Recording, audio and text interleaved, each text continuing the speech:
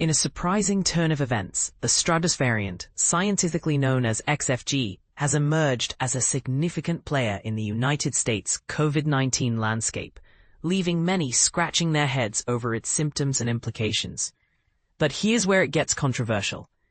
While the variant has gained momentum, there seems to be a puzzling discrepancy in Mississippi between those diagnosed with COVID and those actually infected. Let's dive into the details. First spotted in Southeast Asia back in January, variant XFG or Stratus initially flew under the radar in the US, accounting for a mere 0% of cases until May. Fast forward to late June, and the Centers for Disease Control and Prevention, CDC, reported that XFG had surged to represent up to 14% of infections. This rapid ascent has catapulted it to the third most prevalent strain of the season. The World Health Organization, WHO, acknowledging XFG's rise, added it to their watch list. Yet, they deem the variant's additional public health risk as low at a global scale.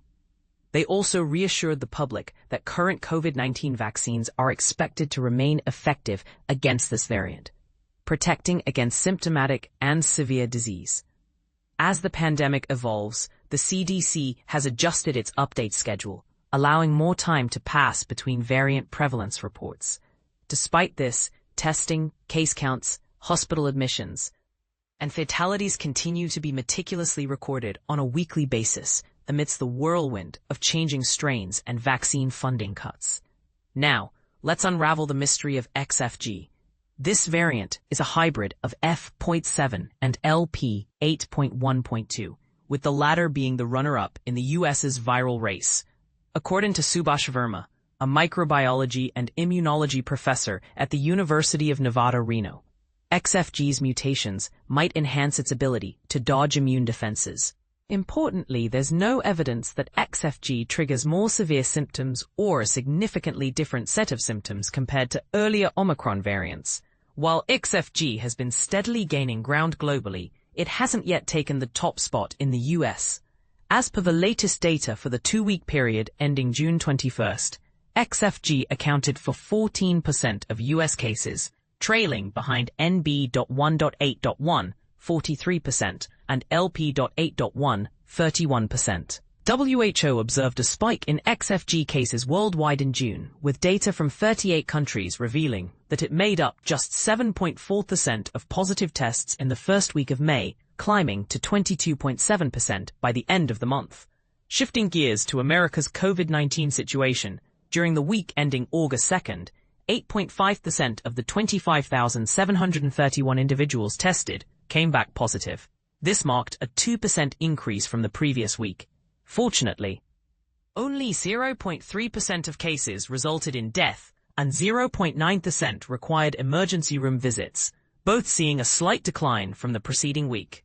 The western and southern states, including Washington, Oregon, Idaho, California, Nevada, Arizona, New Mexico, Texas, Oklahoma, Arkansas, and Louisiana, reported higher percentages of positive COVID tests during the week ending August 2nd.